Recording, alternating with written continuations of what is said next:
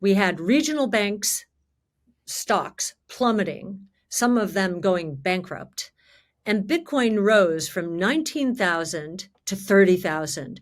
What did we do believe that the market cap that will accrue to disruptive innovation will scale, and this includes Bitcoin, will scale from somewhere in the 10 to 15 trillion dollar range today, up to 200 trillion in the next 5 to 10 years.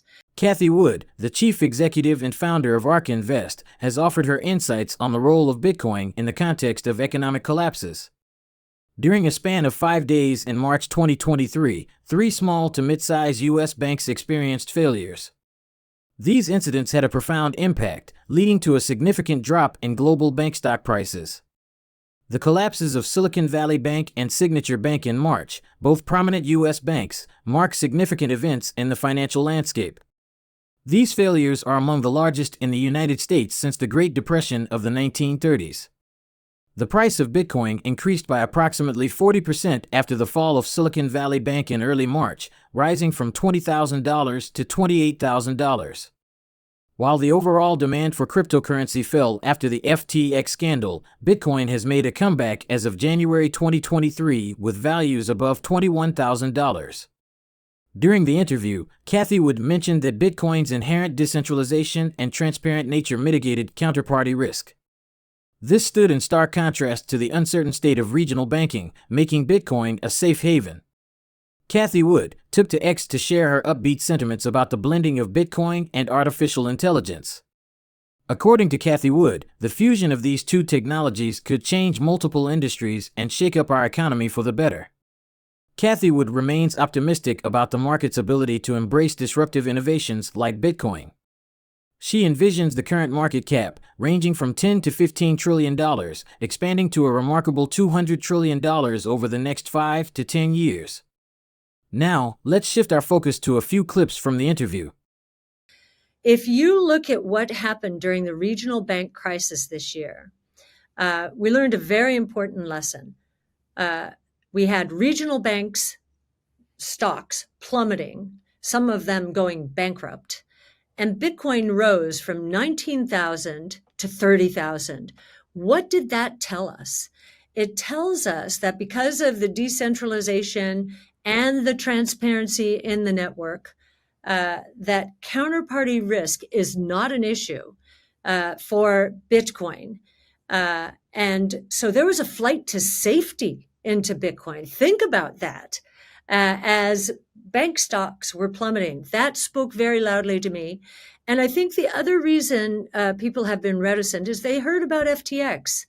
And if they think about FTX, though, FTX proved the point that you really want to be involved with a Bitcoin network and not something like an FTX. Why?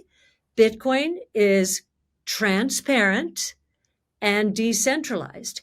FTX was completely centralized, completely opaque, and a fraud. Sam Bankman-Fried did not like Bitcoin. Right. I understand why. He thought he was a master of the universe and could control everything. Well, he couldn't control Bitcoin. And that's its beauty. That's its beauty. The scarcity of Bitcoin juxtaposed against the infinity associated with artificial intelligence, and kind of and how this could proliferate throughout the world and provide, division of labor, jobs, deeply into the emerging markets. If you're interested in learning about that, tune into both of our first 2 crypto brainstorms. What motivates me is, first of all, we're in the investment business, and I know the last few years have been quite trying, but we do believe that the market cap that will accrue to disruptive innovation will scale, and this includes Bitcoin, will scale from somewhere in the 10 to 15 trillion dollar range today, up to 200 trillion in the next 5 to 10 years. And what we're trying to do is get our investors on the right side of change.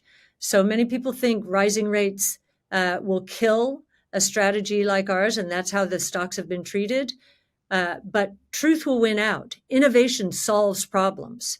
Bitcoin will solve problems. We just talked about a lot of those. So will those other 4 platforms. And what we think now that QE is done, that we could be entering an era of deflation. And we think that Bitcoin, I mentioned it earlier with the regional bank crisis, will be an antidote to the counterparty risk that is going to become apparent as deflation sets in. Crypto investors will soon get the latest smoke signal from the Securities and Exchange Commission on whether a spot Bitcoin exchange-traded fund could soon come to market. The decision could have big ramifications for the token. The U.S. Securities and Exchange Commission is at a crossroads. They have to make an important decision very soon about a recent court ruling concerning the Grayscale Bitcoin Trust and a spot Bitcoin ETF lawsuit. While the general expectation is that ETF approval could take place in the early part of next year, Cathie Wood has expressed the view that it might even happen later this year. Cathie Wood's ARK Invest has filed a second amended application for a spot Bitcoin spot exchange-traded fund. The latest version, filed on October 11th, introduces additional risk warnings associated with the Bitcoin network. In the interview, Cathie mentioned that the SEC might approve multiple Bitcoin ETFs, leading to a competitive marketing landscape. Now, let's shift our focus to a few clips from the interview. So now with the ETF, what is going on? I think, we know the research people at the SEC, and they know what they're talking about. They are really good. We've met the head of FinHub now, who reports directly to Chairman Gensler. And for me, the disconnect is they know so much, and they are so good that I believe this was much more Gary Gensler standing in the way. I don't know for sure because they could never say something like that. I just know from how we have discussed Bitcoin with them that they really understand it and they understand its merits. Most important. So this is Gary Gensler. Why he allowed, and I will say he because I think he's the gating factor here, why he allowed a Bitcoin futures ETF, which involves counterparty risk, and not a Bitcoin ETF, which does not involve counterparty risk. In fact, it is backed, ours would be backed by Bitcoin 1-for-1 in cold storage at Coinbase. That's why Grayscale has won its case. It is that argument. And so I think Gary Gensler's personal Vietnam is coming around to haunt him. I do think the SEC is moving now. He has, in effect, said, hey, I'm not the only decision maker. There are 5 commissioners here. That means some of the research that we believe is percolating up to those commissioners might be getting through to them and might be the grounds now for the approval of a Bitcoin ETF. And we don't think that the SEC will approve just one. They will probably approve a group of them. And that means it will become a marketing battle. And we do hope that our research, how much we give away our research, mostly because we feel it very important to educate. It's one of our mission and values. We hope that helps us as we, hopefully being one of those approved, go out and start marketing. It could happen this year, given the movement we're seeing. I think most people would say it will happen early next year, but it could happen this year. In March 2023, a number of U.S. banks experienced failures, causing ripples in the global banking sector. However, it appears that Bitcoin has firmly positioned itself as a strong contender in the realm of safe haven assets. The world's largest cryptocurrency has seen an impressive increase of nearly 70% in its value since the beginning of this year.